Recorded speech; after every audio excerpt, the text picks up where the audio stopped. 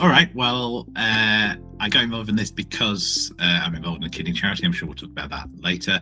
But in terms of other stuff that I do, I'm kind of a geek by background. But in the last, 15 years or so, it's mostly been tech for good geek stuff. And I'm involved in a number of charities kind of in that area. And I live in rural Lancashire, surrounded by hills and cheese. And yeah, that's me. Another one more. I always feel embarrassed when people ask me this question. I couldn't think of a good reason not to. Right? I first of all, I didn't know it was a thing you could do, and all credit to Kay, actually, who I know that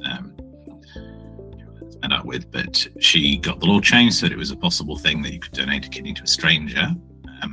And I didn't know anybody who needed a kidney, but until I found out about that, I didn't know it was a thing. And then I made the mistake of reading a book.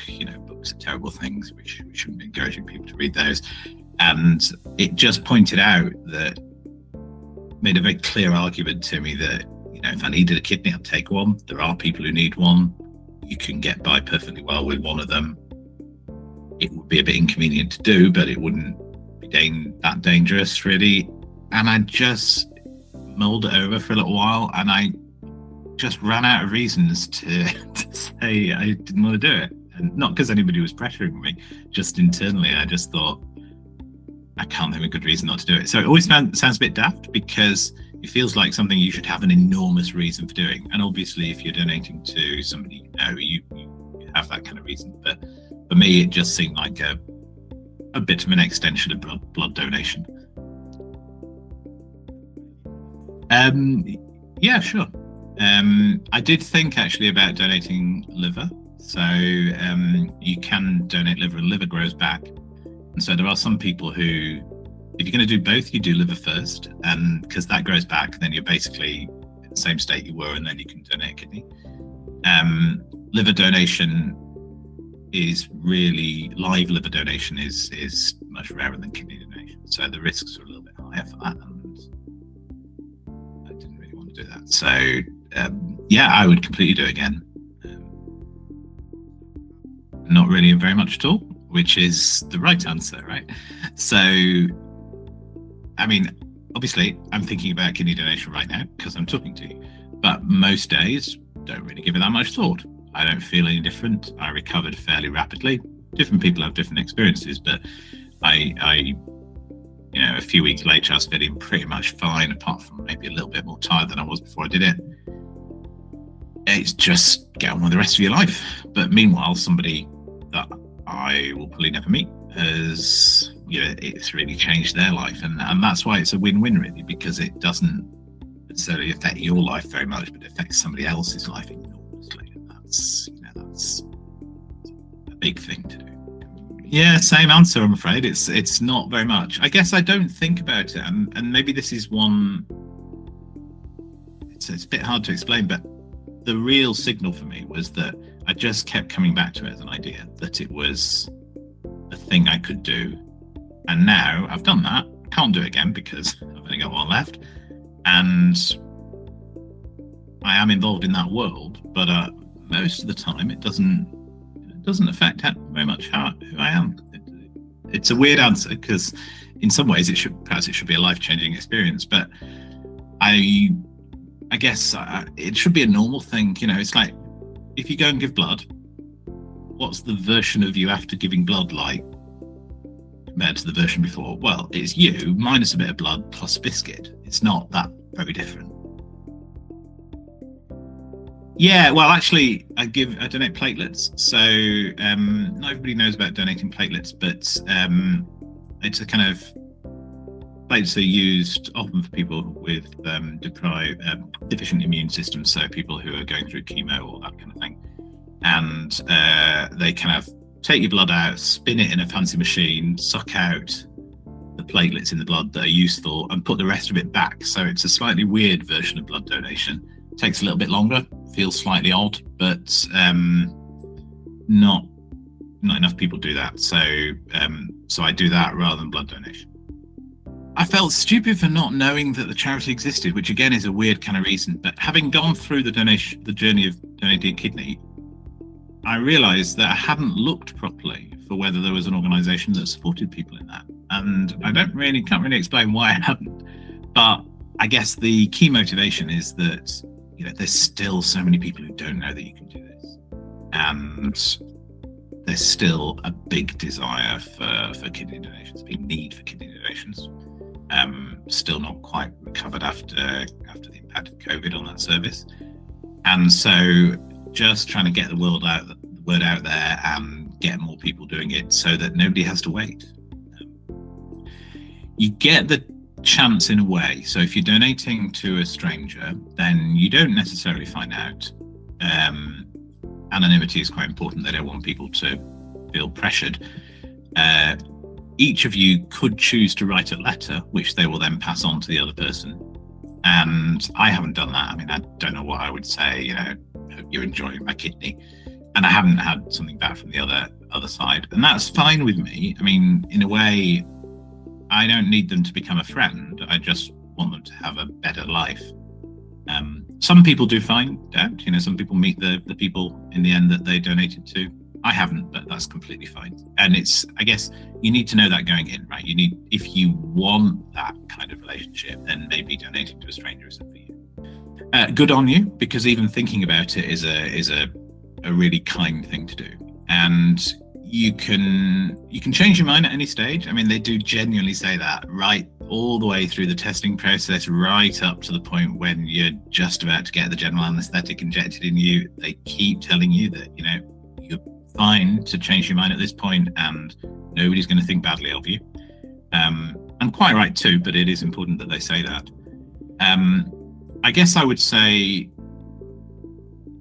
if you've thought about it for a little while and it's still feels like a thing you should do, then do it, because it will be transformative for somebody else. It can really just change their life so much, and it's an enormous gift that you're giving to them. It's a cost saving you're giving to the NHS, because they're not having to be on dialysis for a while. It sounds weird to say it's a nice thing to do when somebody's cutting you open with a knife to take a bit of you out, but you're not awake for that part, and it is a really nice thing to do.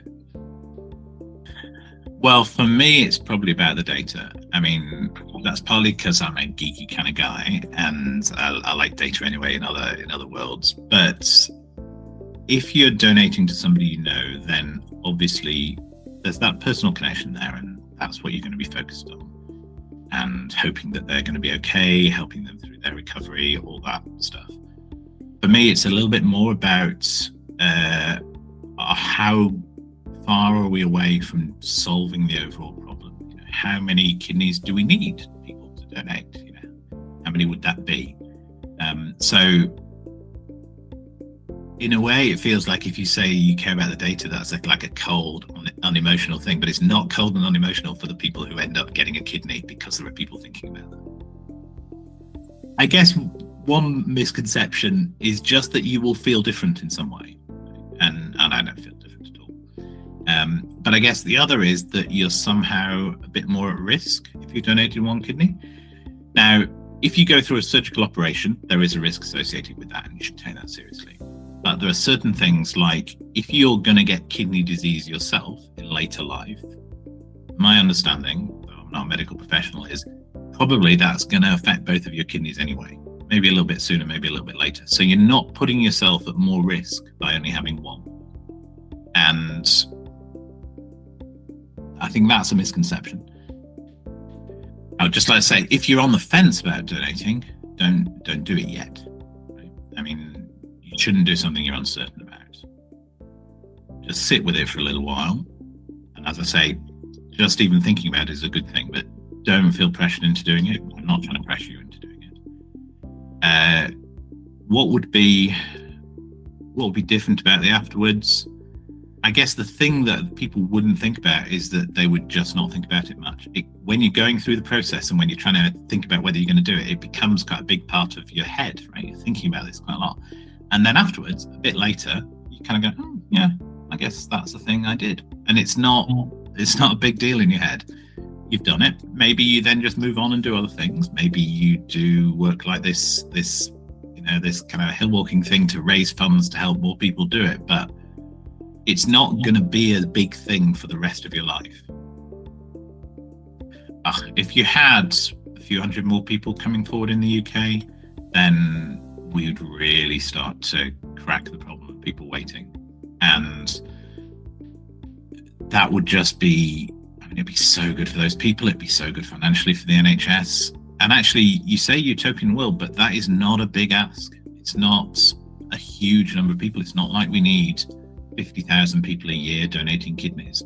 We don't, because they last quite a long time. And kidneys that you donate, if you're a live donor, they last longer than the ones from people who've died. So yeah, I think utopian world, nobody should wait. Nobody should wait very long for a kidney. And if you do them earlier, then I think it works better. People shouldn't be having a tough life for years and years. That's the key thing. Yeah, good question. So yeah, absolutely. You get some in-person visits.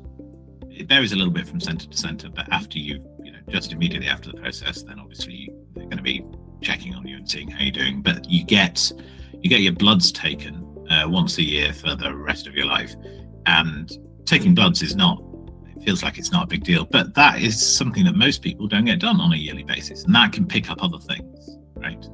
That mean that actually it's quite reassuring, and I found it very reassuring to know that I wasn't just going to be left on my own. The idea is that once a year I just get an MOT to check that my existing kidney is still doing fine, there's nothing else, and that's quite reassuring. And you get that helped me in knowing that I could then relax about it after donating.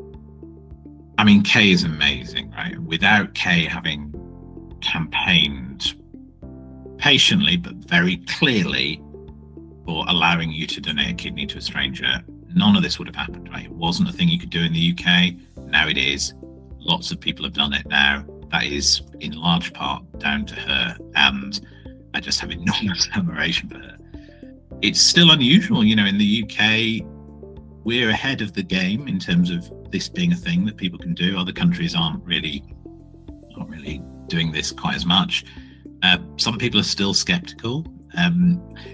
Kay just was fantastic at making arguments. Like, one argument against donating a kidney to a stranger that she ran up against was, well, maybe you're being pressured to do it. And she just had a very matter-of-fact way of saying, well, don't be silly. If you're donating to somebody you know, it's much more likely you're going to be pressured to do it. So that's not a good argument. Give me another argument. And she just kept doing that until the law changed. And I think that's just so admirable. So without her, this would not be a thing. And all credit to her. She's the hero in all this, I think. Wet, but maybe a couple of months, probably. I ramped up to it, but it lasts for a little while. But a year later, you don't think about it. I guess the main thing is just have a think about it. Maybe it's for you, maybe it's not for you. If you'd take a kidney, if you needed one, then you need to think about whether you're in a position to give one. Not everybody is. That's completely fine. But it just needs a few more people to do it, and the effect on people who need kidneys is just life-changing. We're quite a small charity, but we have quite a big impact, partly because we've done a lot of close work with the NHS. So some medical charities are like pressure groups from the outside of the NHS, and Give a Kidney has a very collaborative relationship with the NHS. So, for example, with the kidney sharing scheme, which not everybody knows about, but the idea is that if you have somebody who needs a kidney and you're able to donate, if you donate to some other person and then that person's donor gives to the person you care about, then you can get a better match all the way around, right? So by pairing people up, everybody wins, everybody gets a better match. And the NHS have done fantastic work in that area, and we've been involved in that process. And people who donate to strangers are like a catalyst for that. You can trigger a chain of donations that wouldn't otherwise happen. So that's that's the thing that's golden for people who donate to strangers, because they can start the whole process moving when some people are waiting for a year. So we're a small charity, but we're not, for example, as big as kidney research by a long way. But we have, we've got our little niche, which is to focus on the donors for people who are donating to strangers, and that's our focus. And if nothing else, we've got the law changed so you can do it, and that's a big thing. Oh, I like doing it. I mean, I'd like to go up. I've never been up Scafell Pike before, and I'd quite like to go up in the daylight. But it was a nice thing to do, and they're a good bunch of folk. And it was quite exhilarating to get. It was nice to get to the top, and it was nice to get back down to the bottom. And I was quite glad I wasn't piling into that minibus and trying to have a few hours kip in a humid, stinking mess before doing Snowdon. But it was really nice. I really liked doing it. And the adrenaline does it, right? Snowdon would be the last one, so it'd be like, yeah. And they got sunshine on the top, right? I think so. I think it was misty going up, but there was sunshine on the top of Snowdon, and that's a nice way to finish, right?